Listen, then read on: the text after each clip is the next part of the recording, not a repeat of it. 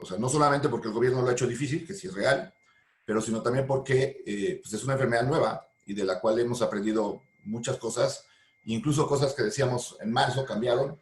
Y como les digo, es un poquito como decía Mario Benedetti, cuando tienes todas las respuestas te cambian todas las preguntas. Entonces, la idea es si alguien no entiende el lenguaje que luego es medio coloquial, el de los médicos, entonces me detiene y me hace preguntas y lo podemos contestar. Entonces, déjenme presentarles esto, que creo que les va a dar, me necesitas dar chance de compartir. Ah, sí, claro. Permíteme. ¿Cómo Déjame estás, doctor Moreno?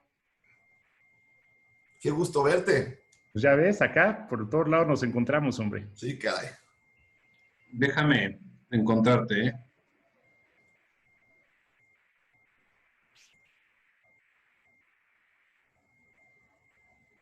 Listo.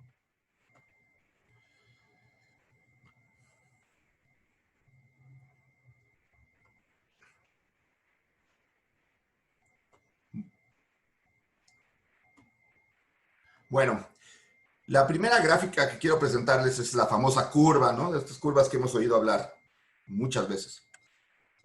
Realmente esta enfermedad se puede presentar de acuerdo a la forma como el país aborda la pandemia en dos tipos de curvas. Una es en donde no pueden frenar la pandemia, se superan los sistemas de salud y existe una alta mortalidad. La segunda es cuando sí logras contener la pandemia, nunca superas los sistemas de salud y entonces la mortalidad es baja. Aquí en México se ha dicho todo el tiempo que hay camas disponibles. La diferencia entre lo que ha pasado en España, Italia, en donde la gente se moría en sus casas porque ya no había cupo en el hospital, aquí se abrieron hospitales de segundo y primer nivel, quiere decir segundo nivel y primer nivel es de atención básica, con número de camas, para que la gente no se muriera en su casa. Pero ¿cuál es la realidad? La gente se muere en el hospital. Para que se den una idea, el 60% de la gente que ingresa al Seguro Social, independientemente de la causa por la que ingrese, se muere. Es decir, si tienes COVID, llegas al Seguro Social, tienes más chance de morirte que de salir con vida. Si fuera un volado, tendrás más chance. Entonces, sí, no hemos superado las camas, pero el problema es que esta enfermedad requiere de terapia intensiva y medicina crítica. Requiere de gente que sepa manejar ventiladores, que gente que sepa manejar el problema pulmonar que presentan muchos de estos pacientes. Esa es la razón por la que tenemos una mortalidad del 11% a nivel global, una de las más altas del mundo, y por la que somos el tercer país con más muertos reconocidos en el mundo. ¿Qué ha pasado? El mundo se enfrentó a esta, para entender un poquito la brutalidad de esta infección. Esto es algo que no se conocía en diciembre del 2019. El último día de diciembre del 2019, China alertó a la OMS de que tenían un brote de una enfermedad que no sabían qué era, que pensaban que era un coronavirus y que estaba afectando a la población de Wuhan. Quiere decir que por ahí de finales de noviembre, principios de diciembre, una persona se contagió de este virus y este virus fue capaz de transmitirlo a otra persona, a contagiar a otra persona. Y de esa persona, en un periodo de 7 meses, se han logrado contagiar 19 millones. Y probablemente el número sea mucho mayor que este. ¿Por qué? Porque hay muchas personas que son asintomáticas y que no saben que tuvieron esta enfermedad. Entonces, es impresionante pensar que una persona, contagió ya a más de 20 millones de individuos en el mundo en 7 meses. Con una mortalidad ya de 700,000 individuos. Y este es el primer número que quiero que vean como un número de optimismo. Más de la mitad de la gente que se ha infectado se ha recuperado. Y no existe evidencia de segundos casos. Hay reportes anecdóticos de que yo tuve COVID en marzo y porque tuve todos los síntomas y luego volví a tener. O tuvieron una prueba falsamente positiva. Si esto fuera algo que nos volviera a dar una vez que nos da, esto nunca hubiera frenado y sabríamos que Corea, que Japón, que China está teniendo segundos brotes y terceros brotes y cuartos brotes. Afortunadamente esta enfermedad parece generar cierta inmunidad. Como una enfermedad que afecta a todo el mundo, a todos los individuos, siempre van a ver los puntitos que se salen de la media. El señor de 103 años que fue asintomático y el niño de 4 años que tuvo enfermedad grave. Así puede haber que haya un caso de 2 infecciones, probablemente porque el sistema inmune esté muy mal, pero no hay una evidencia franca de que esta enfermedad 2 veces en este momento, llevando 7 meses de los primeros casos. ¿Cómo está México? México tiene 456,000 casos reconocidos. Recuerden que México ha manejado un modelo centinela, es decir, un modelo en donde no solamente se mapeaba una parte del país para detectar lo que estaba sucediendo en todo el país. Por ahí de abril se decidió que ese modelo no era bueno, pero decían que había que multiplicar este número por 8. Ya no sabemos si hay que multiplicarlo por 8 o no. La realidad es que este número de pacientes que han sido detectados con coronavirus es infinitamente menor al real. Y aún así estamos llegando a las 50,000 muertes, que siguen siendo mucho menor a lo real. ¿Por qué? Porque al no tener pruebas, hay gente que se muere antes de tener una prueba de COVID y se muere con otro diagnóstico. Hay gente que se muere en su casa porque nunca le hicieron la prueba y nunca fue a un hospital. Y además se ha generado esa idea que le estoy comentando de que si vas al hospital te mueres, que en muchas de las ocasiones es real. Entonces, la mortalidad se calcula que es 3 veces este número. Si estamos pensando que 50,000, que vamos a llegar el día de hoy, son muchos, imagínense 150,000. Les pongo esta gráfica porque el día 2 de junio, ese día volvimos a la nueva normalidad, así fue el término que le dieron. Ese día había 10,000 casos fallecidos. El día 10 de junio tratamos de revertir esto con una petición que hicimos al gobierno de que todavía no era tiempo. Del día 2 de junio, ahora ha aumentado 5 veces el número de muertos. Entonces, esto nos habla del problema que tenemos de cómo se ha manejado la pandemia en México. Esta es la forma como nos hemos abierto. Esta es la forma como se abrió Italia. Si ustedes ven en esta gráfica, lo que van a notar es que tenemos ya 13 semanas, que en forma consecutiva cada semana tenemos más casos que la semana anterior. Estamos en aumento en el número de casos, cuando en 6 semanas, en otros países, con medidas adecuadas, se lograba contener la infección. En México tenemos no una ola, tenemos un tsunami enorme. Aquí hubo una ola. Puede haber olas pequeñas después, pero se terminó. Aquí sigue habiendo y sigue habiendo casos. ¿Y por qué les comento esto? Porque a los trabajadores de la salud nos ha agotado esto. No es lo mismo estar 6 semanas a todo vapor trabajando que llevar 13 semanas a todo vapor y no ver para cuándo. Esto está siendo una de las razones por la que la mortalidad cada vez sea peor y peor en nuestro país. ¿Por qué era importante hacer pruebas, pruebas y pruebas? Porque desafortunadamente en esta enfermedad hay 20 personas que no tienen síntomas y que están enfermos. Son muy afortunados porque no van a padecer la enfermedad, pero la van a estar diseminando. Es decir, estas personas no sufren la enfermedad, no sufren síntomas, pero sí la tienen y sí la contagian. Probablemente 2, 3, 4 días, lo suficientes para contagiar a más personas. Hay una persona en Corea que era un ministro de la iglesia y él solo contagió a 1,623 coreanos. Entonces, una persona asintomática puede contagiar a muchos individuos. De los que tienen síntomas, el 80% se curan prácticamente con una enfermedad que puede ir desde fiebre, malestar general, fatiga, dolor de cuerpo, hasta una enfermedad que prácticamente sea una pequeña neumonía que manejas en casa. La mayor parte de estos pacientes se van a curar sin tener ninguna necesidad de ir a un hospital. Pero de estos pacientes, de 100 pacientes que hay con síntomas, 20 de ellos van a ser lo que llamamos casos severos. Y los casos severos no necesitan camas de hospital, necesitan tratamiento en unidades especializadas. Por eso la mortalidad es importante. La enfermedad es una enfermedad totalmente respiratoria. La forma como se transmite la enfermedad es a través de gotitas de secreción respiratoria de la boca y de la nariz.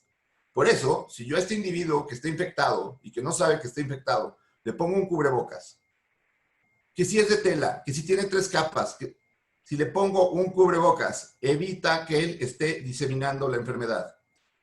Lo único que tiene que hacer es cubrir la nariz y cubrir la boca. El cubrebocas no es exclusivo de que yo me pueda proteger con el cubrebocas. Eso es real. La enfermedad puede entrar a través de los ojos, pero sí evito que una persona que no sabe que es asintomática o que es presintomática no ande diseminando la enfermedad. Por eso el uso de cubrebocas es la medida más importante que hay que tomar para prevención de esta enfermedad. Hay un estudio muy reciente que incluso dice que si tú usas cubrebocas y te contagian, sí, puedes resultar contagiado, pero la cantidad de virus que vas a adquirir en el momento en que la persona te contagia va a ser mucho menor a lo que tendrías si no usaras cubreboca. Por ello, es importante que usemos cubrebocas.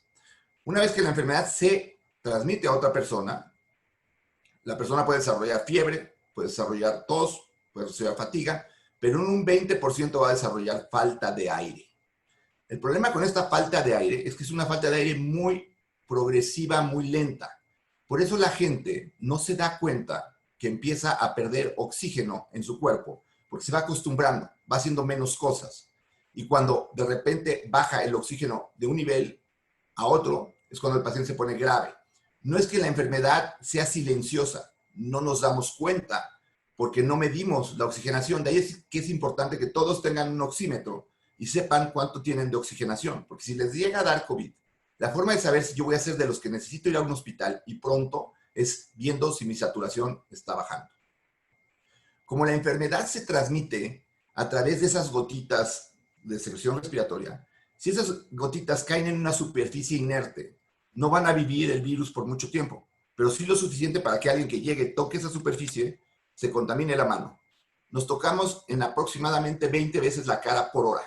Si esa mano está contaminada y nos tocamos la cara, nosotros mismos nos infectamos. De ahí que el uso de caretas también ayuda. De ahí que el lavarse las manos y con agua o con gel también ayuda. Las gotitas que salen de esta persona viajan aproximadamente 1 metro, metro y medio. De ahí que el distanciamiento social sea tan importante. ¿Y por qué les comento todo esto? Porque en un país en donde vemos que los recursos médicos están siendo insuficientes, la mejor medida son las preventivas. Esto ha sido demostrado científicamente, aunque digan que no. Si tú usas distancia, si usas una mascarilla y si usas protección en tus ojos, si todos en el mundo usáramos esto por 6 semanas, se acabaría el COVID. Así de fácil, así de claro. Si todo mundo usara esto 6 semanas, se acaba el COVID.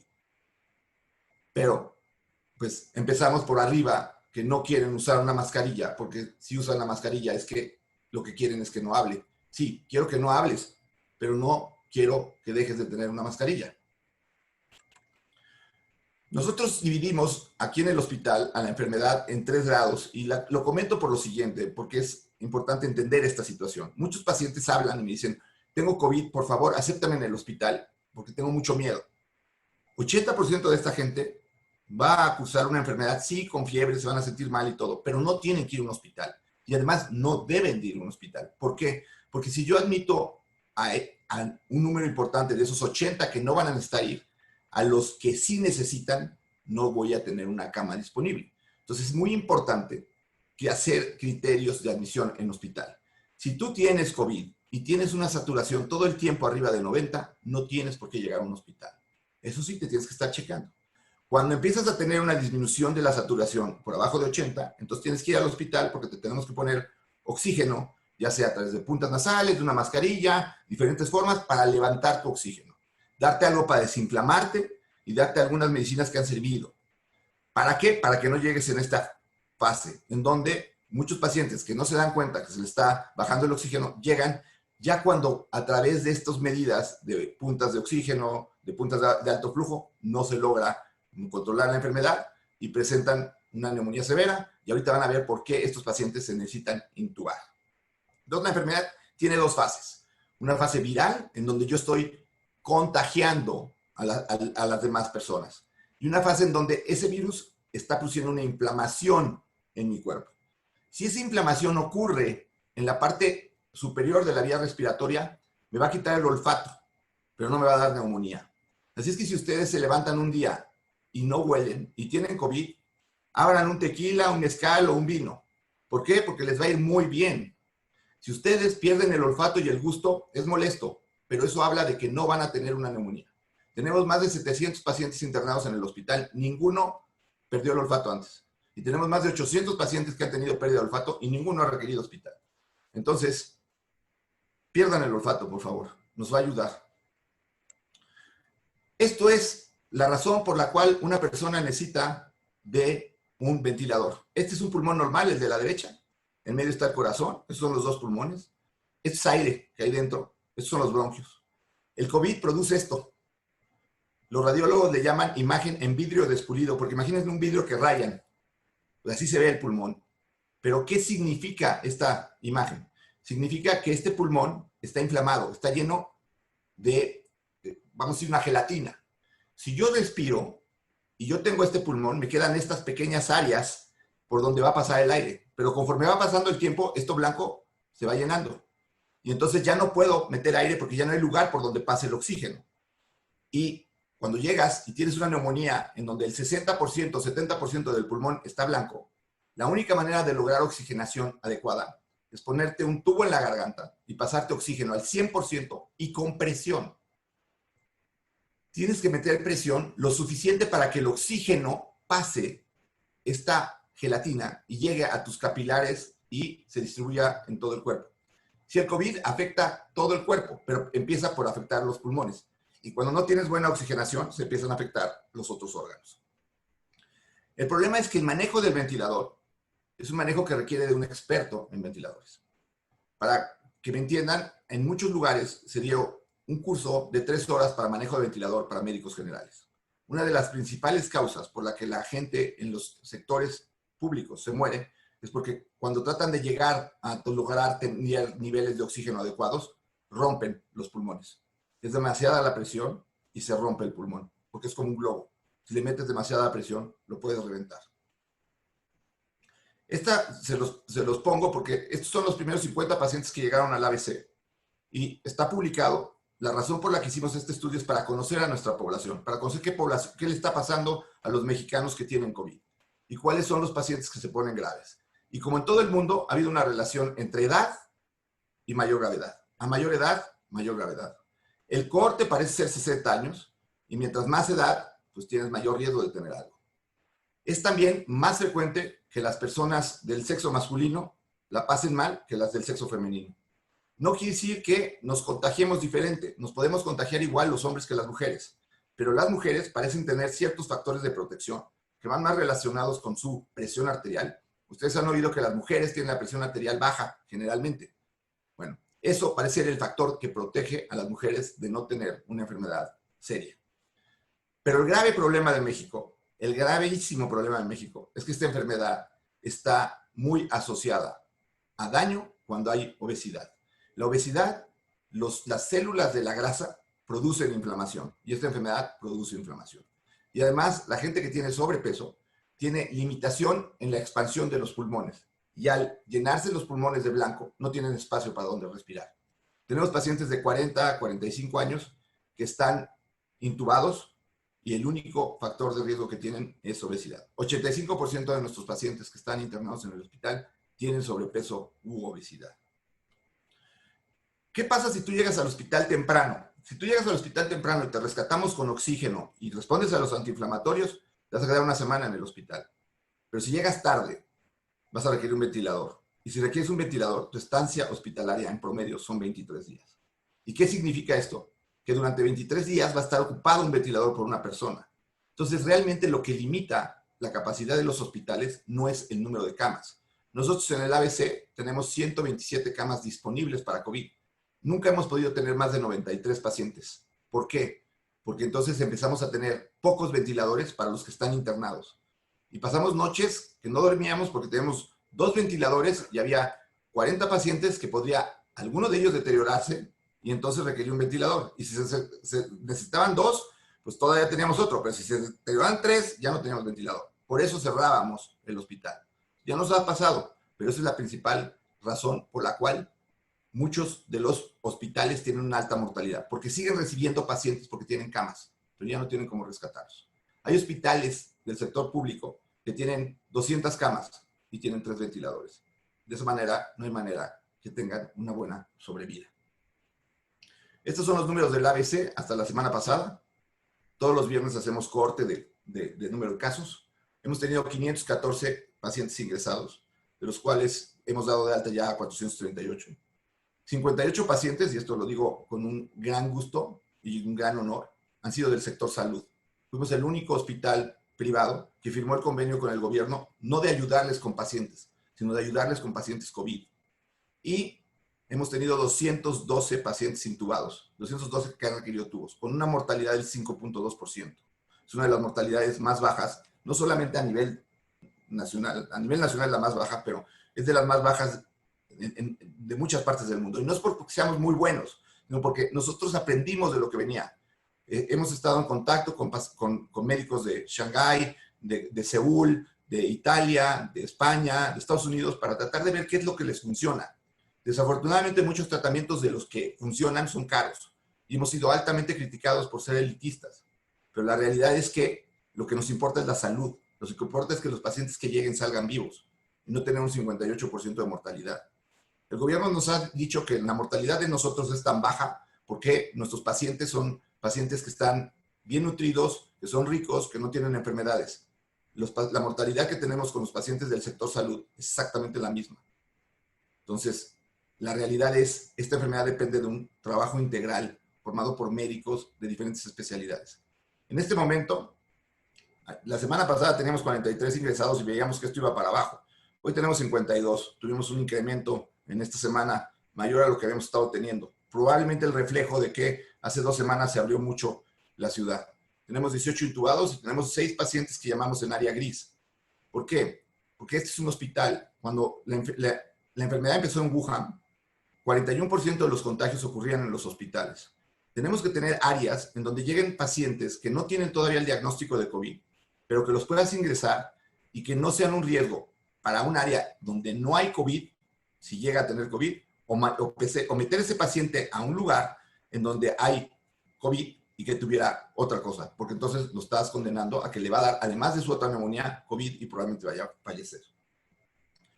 En cuanto a las pruebas, recuerden esto, es muy importante. Hay 2 tipos de pruebas. Las pruebas diagnósticas. Las pruebas diagnósticas no son de cassette. La única prueba diagnóstica que existe es en donde te toman una muestra de la nariz o de la faringe con un cotonete o con un hisopo. Esa es la prueba que detecta el virus.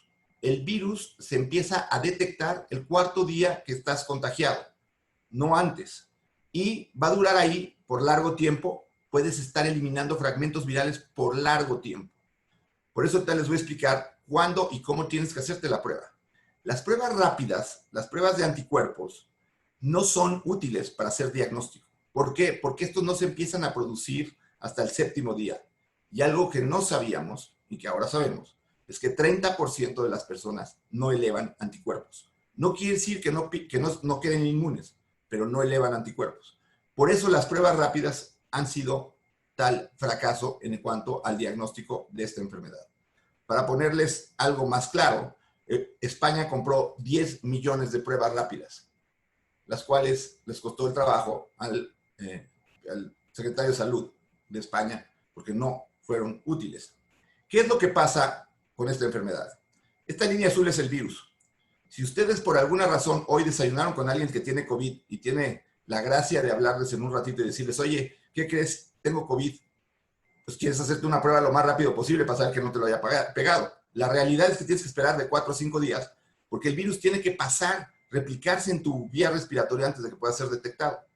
Habitualmente, para el día 5 empiezas a tener síntomas, pero hay gente que tarda hasta el día 7 y hay gente que nunca desarrolla síntomas y pasa asintomático. Pero no te hagas la prueba antes de 4 días de la exposición, porque entonces no vas a tener suficiente virus detectado.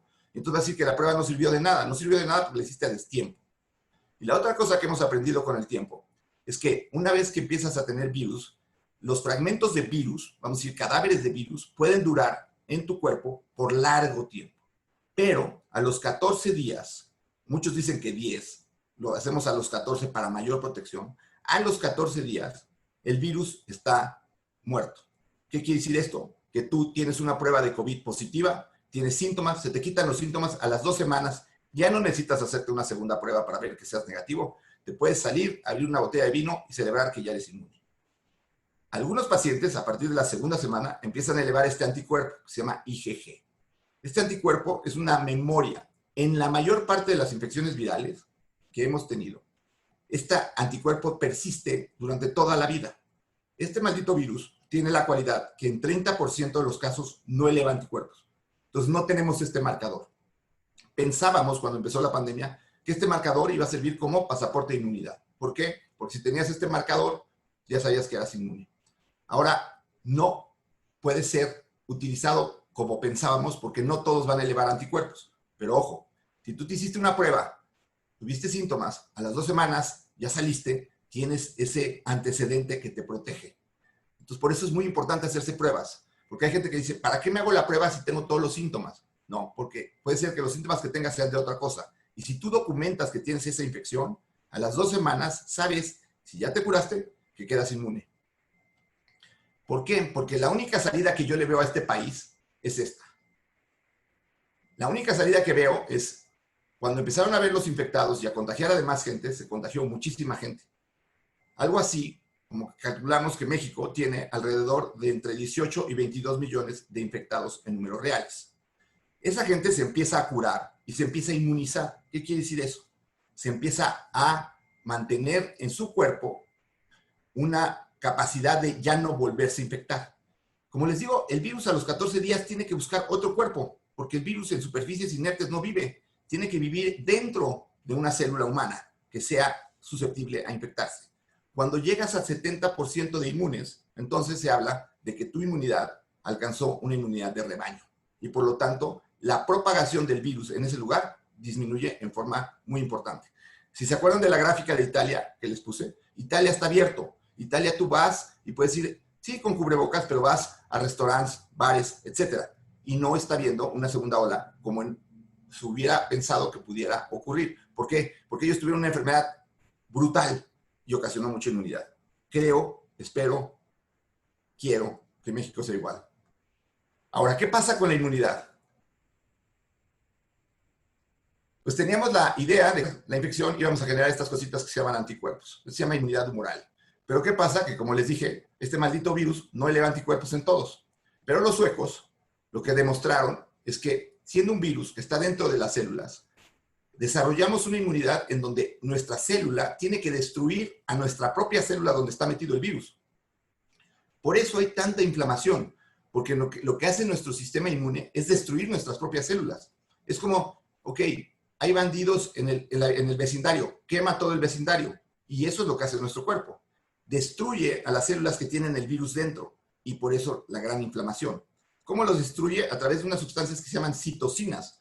Por eso se han mencionado que el virus produce una tormenta de citocinas. ¿Qué ventaja tiene esto? Es una inmunidad mucho más fuerte, mucho más robusta. Y en algunas ocasiones, en el caso del sarampión, los que desarrollan esta inmunidad celular, no vuelven a tener sarampión en su vida. Les da una sola vez. No quiero decir que el COVID sea así, pero si esto se demuestra en otros estudios, como parece ser, la inmunidad que produzca el COVID va a durar bastante tiempo, lo suficiente para que haya vacunas, años probablemente. ¿Qué tienes que saber en cuanto a el tipo de empleo que haces y el riesgo de tener COVID? Pues mientras más solo estés, mientras más alejado estés de otras personas, pues evidentemente tu riesgo es menor. Pero si trabajas en servicios educativos o si piensas mandar a tus hijos a la escuela cuando todavía hay un brote, pues aquí es donde hay más contagios. Y el problema es que a los niños les puede ir muy bien, pero pensemos que en nuestra población mexicana, muchos de esos niños los cuidan sus abuelitos, porque los papás trabajan. Y entonces va a haber más contagios. Evidentemente, donde hay más riesgos son los trabajadores de salud. Entonces, de esta forma hemos ayudado a algunas empresas a que vean cuál es el riesgo que tienen sus empleados. ¿Para qué? Para que la gente que sea vulnerable no salga en las primeras de cambio. Tratemos de cuidar a la gente que puede tener problemas. ¿Y cuáles son las gentes que pueden tener problemas? Pues los mayores de edad, los gorditos, los que tienen hipertensión, diabetes o enfermedades crónicas. Cuando no usas cubrebocas y cuando el semáforo está en rojo. Pero el semáforo no es en base al número de camas.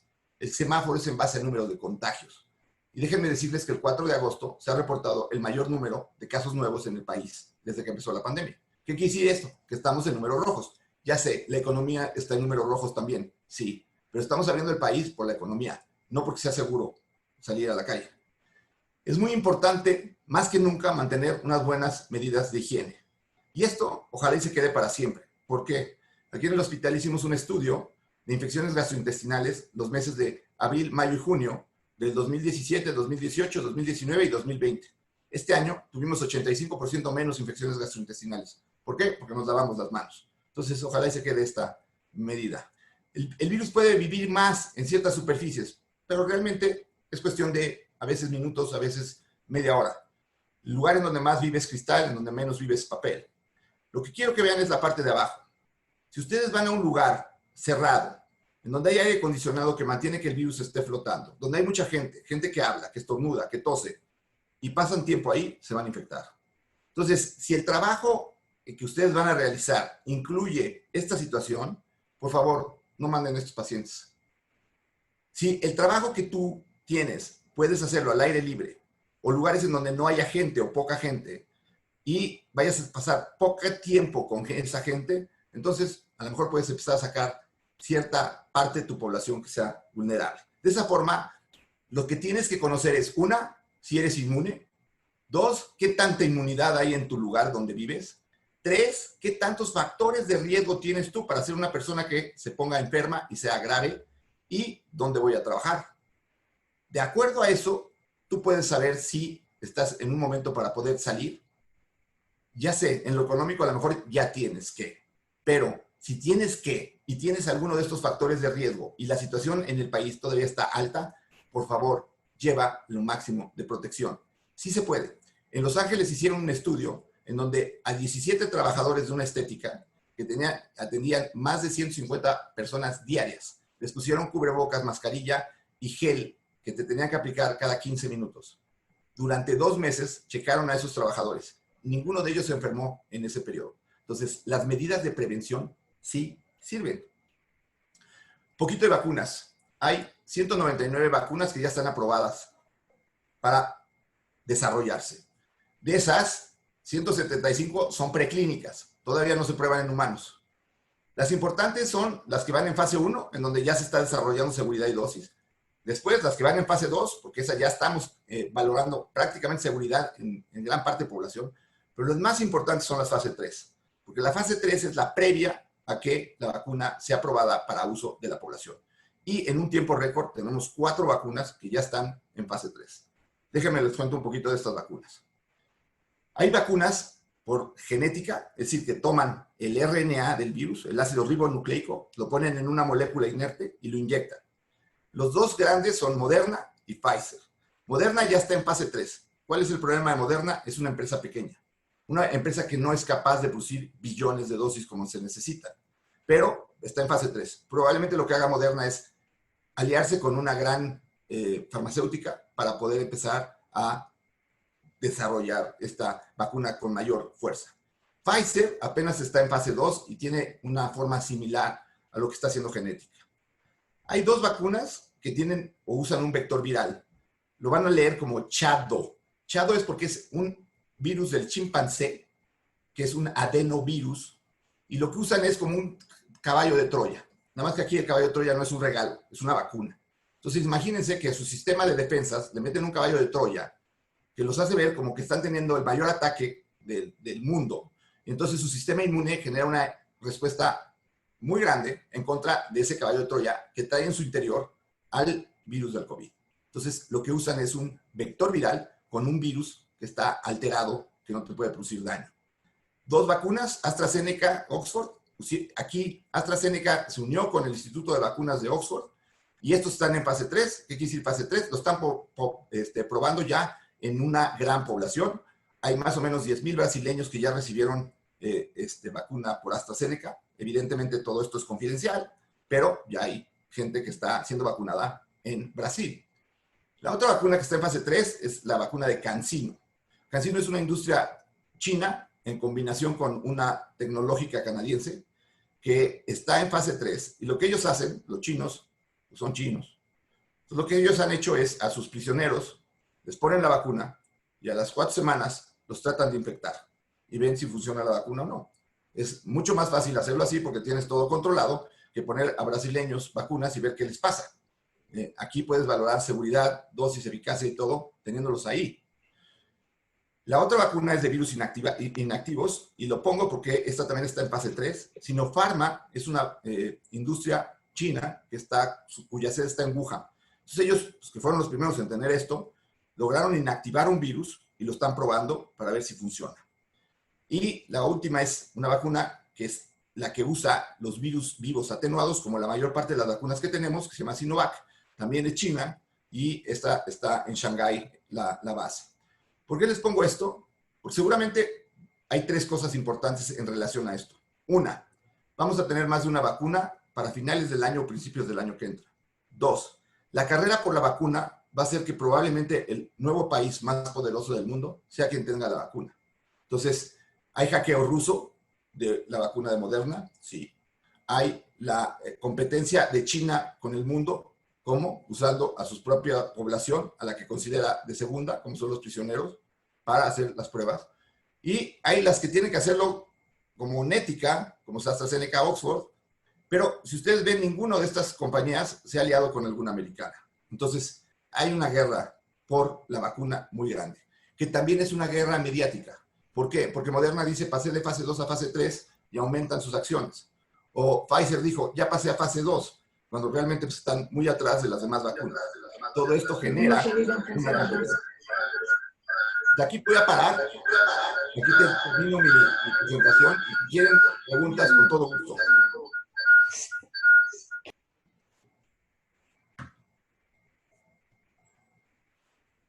Muchas gracias, Paco.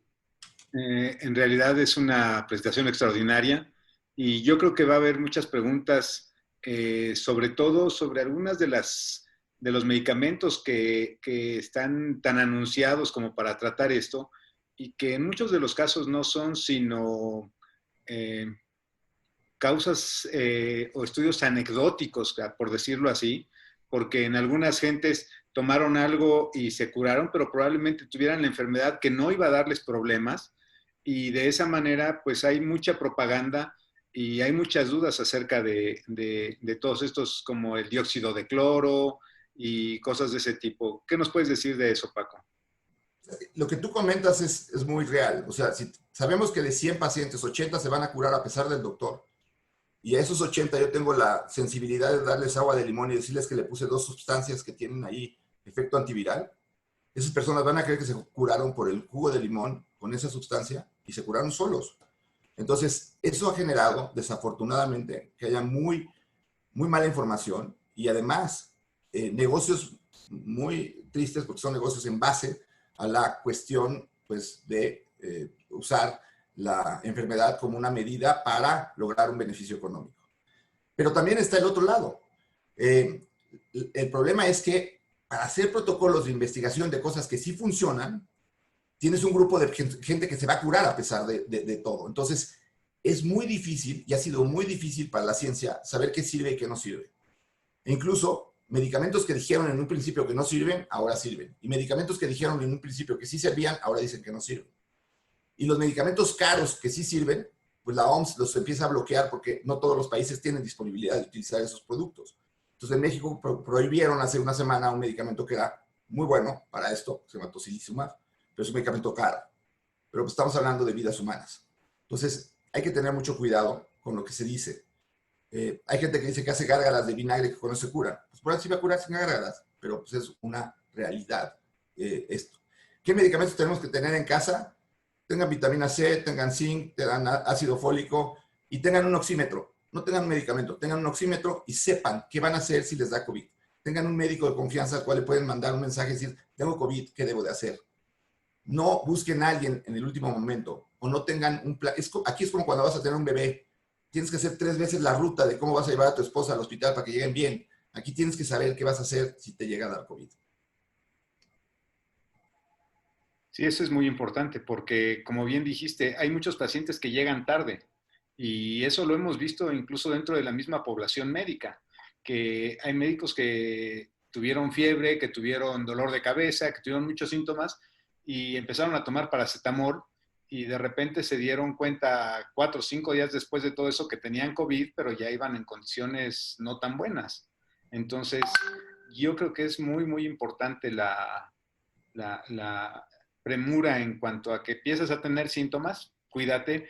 El oxímetro, como bien dices, es muy bueno, aunque creo que mucha gente empieza a tratar de estarse tomando el oxímetro aún sin tener problemas de insuficiencia respiratoria, ¿no? Mejor, si realmente tienen dificultad para respirar, que empiecen a checar su oxigenación. Claro.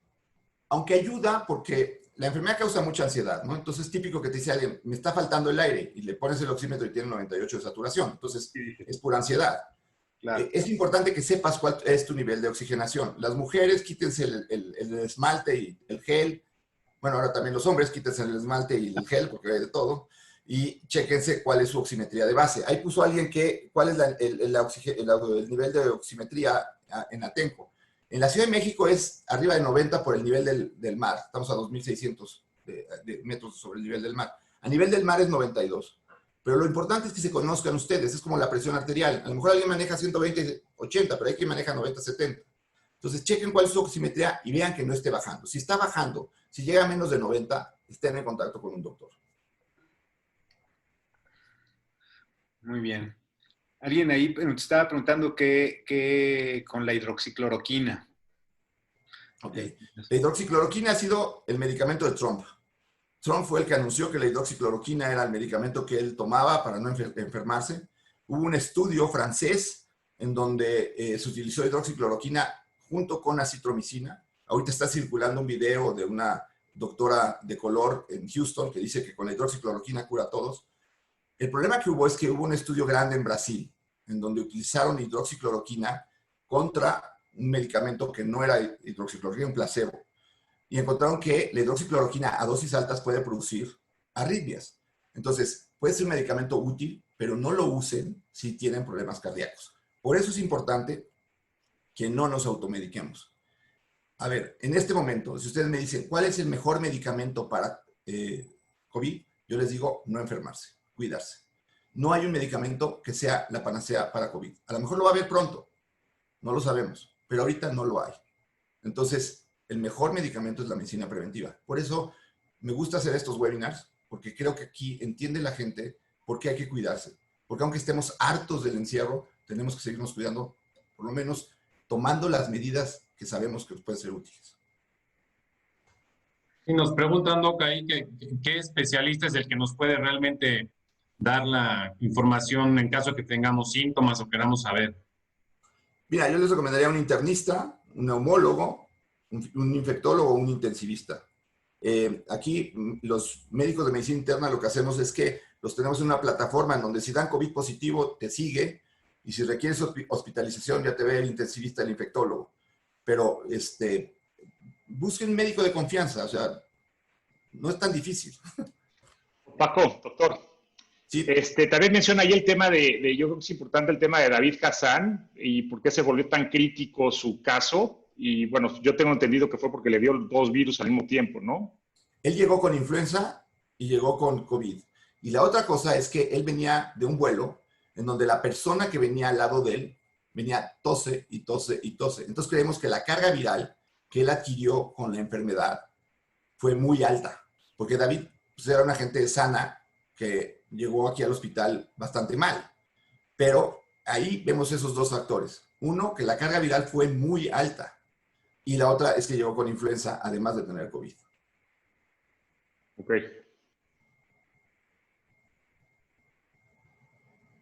¿Alguien más que quiera hacer alguna pregunta? Ahí se puede quitarse el mute en donde aparece su fotografía. Ahí viene que se pueden desactivar el silencio.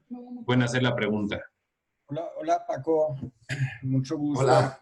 Una duda.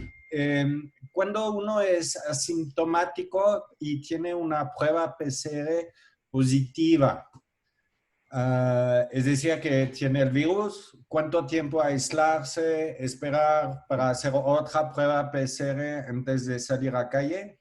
Si haces una prueba de PCR en un buen laboratorio, la posibilidad de que sea una falsa positiva es menos del 0.5%. Entonces, lo más seguro es que sí lo tengas. Si eres asintomático, entonces te esperas 2 semanas del día de tu prueba, no necesitas hacerte otra prueba, abres la botella de vino y celebras que eres inmune. Es lo mejor que te puede pasar. Yo ya puedo Ahora, salir en 2 semanas. En 2 semanas.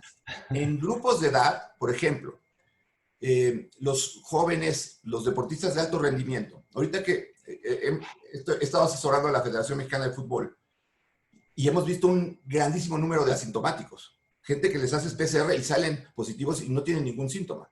Y hay 3 factores. 1, los futbolistas les vale un cacahuate cuidarse. 2, la pachanga es muy importante, y son deportistas de alto rendimiento, no tienen síntomas. Entonces, si tú analizas ese grupo de población, hay muchos asintomáticos.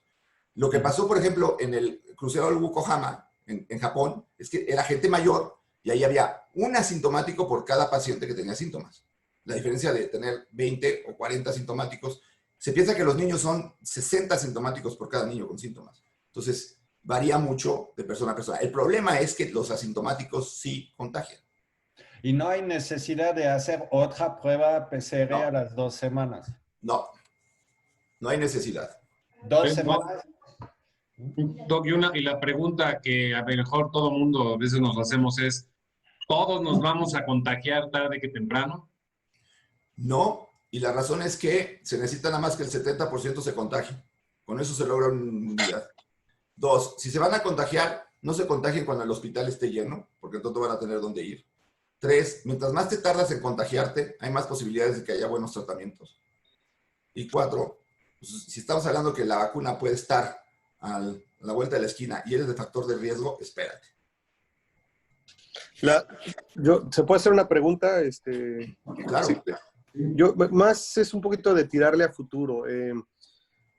Hemos estado escuchando durante muchas semanas que vamos a llegar al pico y justamente acabas de mencionar, falta. Entonces, para mí la tirada sería, es algo de planear, sorry, son 2, 3 meses, quédate en casa, cuídate. ¿Tú ves alguna proyección o consideras algo de, mira, falta un buen rato o ya viene el pico?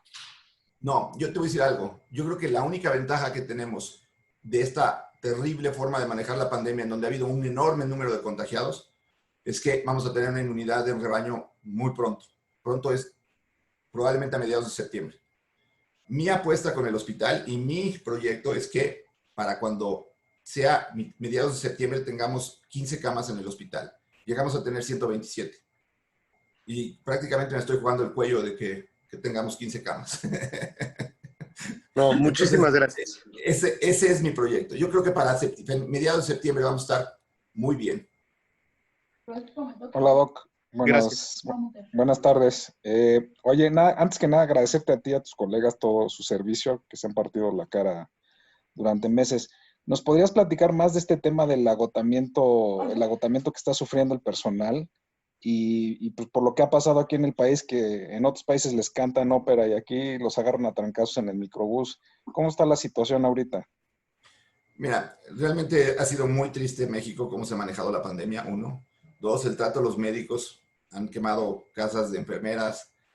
Hay además un médico que está en la cárcel porque se murió la hija de un político y está en Chiapas en la cárcel. Lo que yo les digo en muchas de las conferencias es, la verdad es que yo no quiero aplausos, lo único que quiero es respeto. Y de veras esto ha sido desgastante, te ha cambiado la vida totalmente. Nosotros nos podemos contagiar por la misma carga viral. Hay hasta un 11% de muertes que son en algunos países de trabajadores de la salud. Y realmente el trato que hemos recibido, o sea, ojalá y el gobierno nos dejara trabajar, o sea, no que nos ayudara, pero que nos dejara trabajar. El problema aquí es que no te dejan trabajar. La situación aquí es, ellos no pueden tolerar bajo esa política que tienen de que se le está dando un apoyo a la gente de bajos recursos, que la gente que tiene una atención médica mejor les vaya mejor. Entonces, mejor que nadie tenga medicinas y así se mueran los mismos en todos lados. Ese es así de cruel, así de duro es su forma de pensar. Y por eso ha sido tan difícil el manejo de esto, porque ha sido pelear contra el gobierno también. Muchas gracias. Doc, buenas tardes, mucho gusto, Gerardo Padilla. Una pregunta, Doc, yo estaba comentando con un amigo que le gusta mucho el tema de historia y demás, se metía a lo que había pasado en 1918 con la gripe española y hablaba, según lo que él decía, no sé si sea verdad esto, que en la primera ola murieron muy pocas gentes y realmente los 50 millones de muertos que hubo en Estados Unidos o en el mundo en general fue en la segunda ola, que curiosamente la pandemia fue parecida, empezó en marzo de ese año y tuvo un pico, luego descendió y para noviembre, diciembre fue cuando se vino las muertes en una forma mucho más exponencial. Me imagino que esto era pues, por la mezcla con la influenza o con otro tipo de gripas y agravaba el asunto. Esto usted comentó ahorita que es probable que para septiembre lleguemos al punto máximo. Esto no puede hacer que para finales de año haya un repunte, uno, y dos, ya se tiene una idea de la inmunidad que puede generar a cuánto tiempo, o seguimos en que pues, puede ser de meses, puede ser de un año. ¿Cómo está esta situación, doctor? Mira, te cuento un poquito de la influenza española. Realmente la influenza española se originó en Estados Unidos, y específicamente en West Point.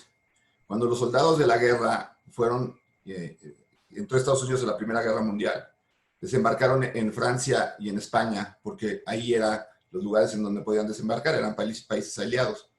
Entonces, la primera ola se dio en Estados Unidos, pero la segunda ola se dio en Europa, una Europa devastada por la Primera Guerra Mundial. Entonces, sí, lo usamos un poquito, los médicos también, lo acepto. Como cuidado, vean lo que pasó en la influenza española, en la segunda ola se murió más gente, pero para que la gente se cuide. La realidad es que encontró un continente devastado por la guerra y la mortalidad fue enorme. Murieron más de 50 millones de individuos por la influenza española. La segunda es, no sabemos cuánto dura la inmunidad. Si esto de la inmunidad celular es real, estamos hablando que probablemente dure al menos un par de años. Sería muy bueno. Sí.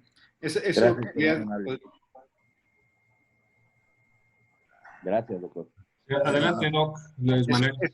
Eso te podría explicar algunos de los casos que escuchas, ¿no, Paco? Que hay gente que dice, bueno, es que mi esposa y mi hija se contagiaron, pero mi hijo y yo no tuvimos y estuvimos en contacto.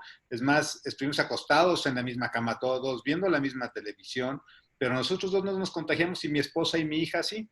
Me supongo que es algo por esta causa, ¿no? Por la inmunidad viral. La inmunidad, o sea, hay estudios que demuestran que hay algunas personas que son mucho menos susceptibles al virus, y la otra es que muchos de ellos usan cubrebocas en la familia, y entonces la carga viral que tienen es mucho menor, y por mucho menor tiempo, sobre todo familias en donde son niños, y entonces te contagia, menos carga, haces una enfermedad mucho menos evidente, asintomática, y como no elevas anticuerpos, pues nunca te diste cuenta si realmente te enfermaste o no. Lo más seguro es que esa gente sea inmune. Por eso creo que el porcentaje de inmunidad que tenemos está muy, muy subvaluado. Ojalá, porque eso podría ser que lo que comentaba con Carlos, que me preguntó, es que lleguemos a una inmunidad de rebaño mucho más pronto que lo que pensamos. Preguntan del dióxido de cloro que han hecho mucho ruido. Mira, la verdad es que yo no tengo estudios para decir no sirve, y tampoco tengo evidencia de que sí sirva. Yo lo único que les pido es que lo hagan bien, porque hay gente que se ha intoxicado por dióxido de cloro y que han tenido problemas de acidosis metabólica por dióxido de cloro. Entonces, yo no puedo negar que algo sirva si no sé y tengo la evidencia de que no sirva. ¿Tenemos pacientes hospitalizados que usaron dióxido de cloro y que llegaron al hospital? Sí. Pero también hay muchos rumores de que sirve. Yo lo único que les digo es, traten que lo que usen no les cause daño. Eso es principal. No culpo a nadie por estar tratando de buscar opciones. Eso no se vale. No se vale culpar a alguien. Pero vean bien que no se vayan a intoxicar por eso. Y el caso de las vacunas, lo que pues mucha gente tiene el temor de que haya efectos secundarios y todo, ¿qué tan seguros vamos a estar en ese aspecto? Pues mira, están haciendo estudios a gran escala. Lo más importante de una vacuna es seguridad. Pero evidentemente, por la carrera tan importante que hay a tener la vacuna, pues ese va a ser un riesgo. Ahora, yo no quisiera ser el primero en ponerme una vacuna, menos China, pero tampoco quiero ser el último. Entonces va a haber un momento en donde tengamos que decidir. Si eres inmune, pues yo me esperaría. ¿Por qué? Pues porque no sabemos cuánto dura la inmunidad. Espera a ver cómo le va a los que no son inmunes y que se la ponen. Y la otra es, pues ojalá tengamos la disponibilidad de tener vacunas todos, ¿no? Porque también eso, pues no es algo real. Todo el mundo estamos peleando por una vacuna, pero cuando ya tengamos la vacuna, esas cosas que tú dices son muy reales. Alan, tenías una pregunta. Sí, hola, doctor Moreno. Mi padre tenía la costumbre de lavarse las manos donde quiera que llegaba y yo no sabía muy bien dónde había agarrado eso. Luego hice cuentas y él tenía 12 años cuando la gripe española en Europa, vivía en Francia. Entonces ahora me lo explico. La pregunta que le quiero hacer es ¿qué va a pasar ahora que vamos a llegar a octubre, noviembre? Van a venir la influenza y demás. Imagino que habrá vacunas. pero ¿en qué momento sabremos cómo va a funcionar la combinación de esas enfermedades y el diagnóstico de ellas? Ojalá y no coincidan, porque nosotros en marzo, que recibimos la primera oleada de pacientes, tuvimos pacientes como David, Hassan, que comentaban, que tuvo las 2 infecciones. Y que cuando llegó pensábamos que tenía influenza y acabamos encontrando que tenía las 2. Va a ser muy importante vacunarse contra la influenza este año. Va a ser muy importante. Así como ocurrió en el 2010, que después de la epidemia del 2009, todo el mundo se vacunó, ojalá y se haga. México es de los países que tiene mayor índice de vacunación por el antecedente del 2009. Mientras más nos prevengamos un brote de influenza grande, menos riesgo va a haber, pero sí, es un problema. El confinamiento actual que estamos haciendo, ¿nos va a ayudar para evitar otro tipo de influencias? Sí nos puede ayudar, pero la influenza cambia cada año. Por eso hay que vacunarse cada año. El virus muta. Este coronavirus no muta. Los coronavirus no mutan como los virus de la influenza. Por eso también es difícil que se genere una mutación que nos vuelva a ser susceptibles. Pero son muy buenas observaciones. Pues, ¿recomiendas vacunarte desde ahora? Desde septiembre. En septiembre sale la vacuna. Septiembre. Perfecto. ¿Y se debe tomar la americana o cuál es la que se debe usar en México? Ahí ya, esas vacunas las hacen varios laboratorios y Aventis Pasteur, Glaxo. Lo único es que es importante que chequen que sea cuatrivalente. B, H1N1, H3N2 y H3N1. Son cuatrivalentes, vienen cuatrivalentes. Nuevamente yo, Gerardo Padilla, comentaba de los deportistas de alto rendimiento. Una medida profiláctica puede ser, a lo mejor puede ser un poco tarde, pero al incrementar el ejercicio de una manera moderada y llevar una vida con mucho más ejercicio, puede ayudar en un corto plazo a evitar el contagio o a que nos dé de una manera menos fuerte, o ya es demasiado tarde para ahorita ponerte a hacer más ejercicio. No, es que al principio no te oía bien. Si me hablas... Sí, que si el hacer ejercicio, comentaste tú de los deportistas de alto rendimiento, que obviamente son mucho menos asintomáticos que la gente que no hace ejercicio. Ahorita, el incrementar tu ejercicio diario, ¿puede ayudar como una medida profiláctica o ya es demasiado tarde? Pues mira, es mejor haber tenido el hábito, pero no hace daño ahorita bajar de peso y estar en mejor forma. La verdad es que ayuda. Tengo que salirme porque tengo otro webinar en un ratito, pero pues, les agradezco a todos la invitación. Les pido a todos que se cuiden, que estén sanos y disfruten la moto. Sé que es su pasión. Felicidades. Al contrario, Doc, muchísimas gracias. Estuvo súper interesante, súper profesional. Gracias por darte tiempo para explicarnos a nosotros esto y pues muchísimas gracias por todas las recomendaciones y mucha salud y que les reconozcan mucho, les ayude mucho. Gracias, cuídense. Gracias, Paco. Gracias, Doc. Muchas gracias. Gracias, Doc Alanís. Hasta luego. Cuídense, gracias, hasta luego. Gracias. Hasta luego. Nos vemos a las 8. A las 8 nos vemos.